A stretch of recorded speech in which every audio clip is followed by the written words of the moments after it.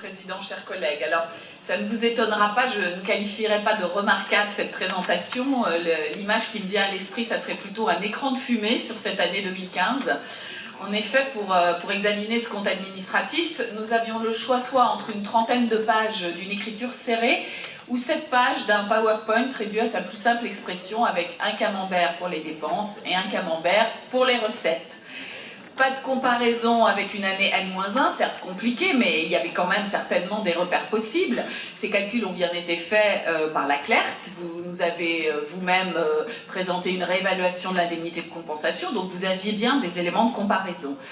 Donc pas de comparaison donc avec une année précédente, mais même pas de comparaison des différentes politiques de la métropole avec le budget primitif et le budget supplémentaire, ce qui nous aurait aidé à y voir plus clair. Nous devons donc vous croire sur parole quand vos services nous expliquent qu'ils ont bien géré cette première année et que le plan marge de manœuvre s'est déroulé correctement, mais sans aucune précision de quelque nature. C'est un peu facile.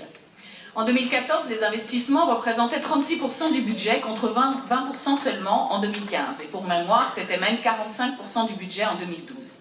La métropole est donc devenue une collectivité de fonctionnement. Ce n'est pas une surprise, mais vos méthodes de gestion doivent changer. Plus que jamais, il faut optimiser cette organisation, harmoniser les méthodes de travail des deux anciennes structures et être innovant. Cela est également indispensable pour préserver un investissement dynamique, vous nous le dites assez. Mais ce n'est pas vraiment l'impression qui ressort de ce premier exercice. En ce qui concerne le fonctionnement et pour les recettes, pour mémoire, cette année était celle donc, de l'augmentation de 5 points de la fiscalité des ménages et des entreprises qui vous permettent d'engranger 60 millions d'euros de rentrées fiscales supplémentaires annuelles sans effort. Nous sommes champions d'Europe de la pression fiscale et vous y contribuez activement.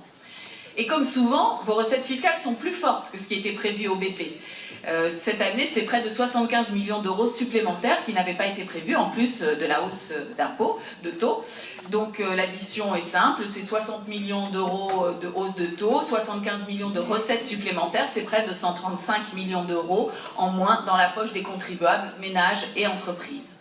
Cette année, les droits de mutation sont particulièrement en forte croissance et heureusement pour vous, car les dépenses de fonctionnement, elles, sont plus élevées que prévu.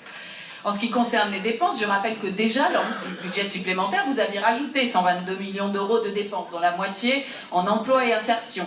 Et si vous n'avez pas totalement consommé ce qui était prévu, c'est du fait d'une moindre revalorisation nationale et pas d'un effort de meilleure gestion.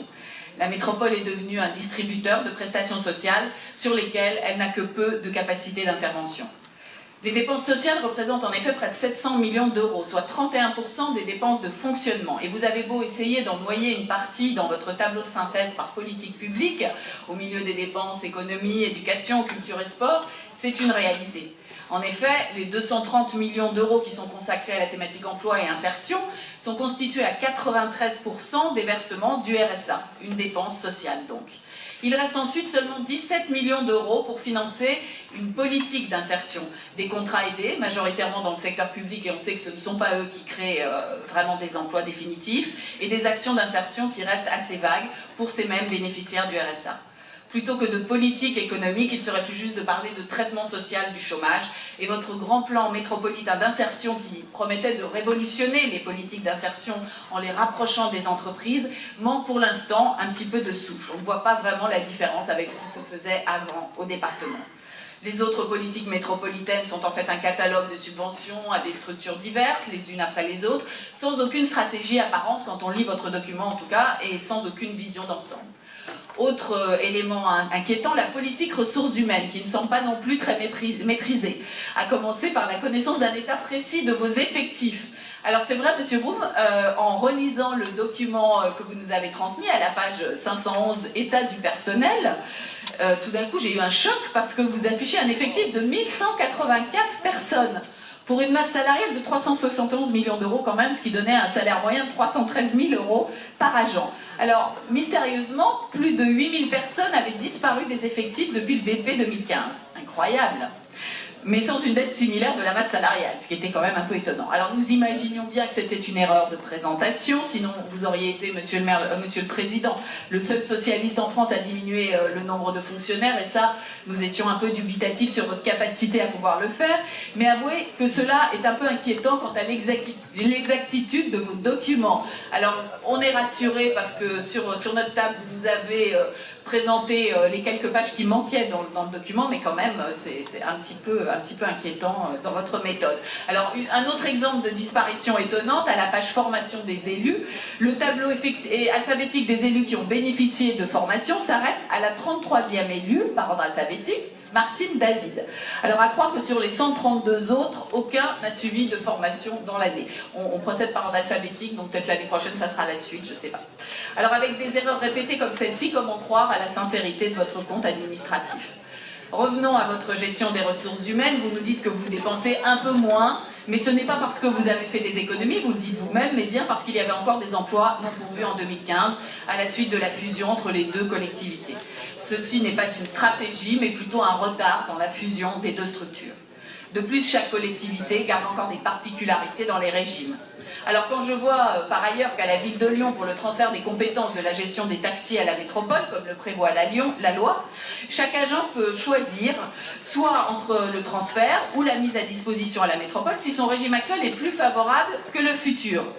Alors, heureusement, ça ne concerne que 3 agents, mais je me dis qu'heureusement que heureusement pour ça, mais malheureusement, les mutualisations avancent à ce train de sénateurs, car sinon, comment feriez-vous 3 agents par 3 agents, c'est plus facile, mais pour des grands nombres, ça serait plus compliqué. Alors, ça nous inquiète un peu pour la suite, et la mise en place de votre pacte de cohérence métropolitain.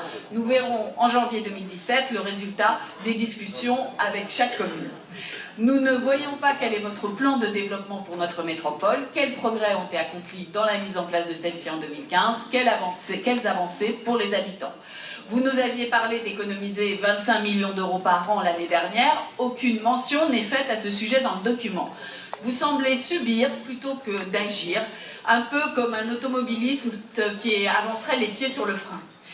L'investissement, on en a beaucoup parlé, mais ce qu'on peut constater, c'est qu'il n'a été réalisé qu'à 75% de ce qui était prévu. Quel est l'état d'avancement de la BPI? Il est impossible d'avoir les informations, même pour les maires concernés. Cela laisse à penser que soit vous aviez volontairement surestimé les investissements pour laisser croire que la BPI se déployait à un rythme normal, soit que vous n'arrivez pas à tenir vos engagements. En commission d'appel d'offres, on note d'ailleurs un certain tassement des lancements de marché, pour l'essentiel constitué de marchés de services, études, ce qui illustre bien cet attentisme. C'est inquiétant pour la réalisation de votre plan de 3 milliards d'euros d'investissement, qui sera sans nul doute beaucoup plus modeste et qui impactera les différentes communes ici représentées. Deuxième remarque, après l'épisode compliqué de la sortie des emprunts toxiques hérités du Conseil général, nous apprécions votre tentative de présentation fort opportune d'un résultat disponible fin 2015 de 98 millions d'euros, même si dans le même temps vous avez emprunté pour le même montant, et qui vous sert en 2016, dites-vous, à rembourser une partie de l'indemnité de sortie de ces emprunts sans aggraver votre endettement. Quel heureux hasard!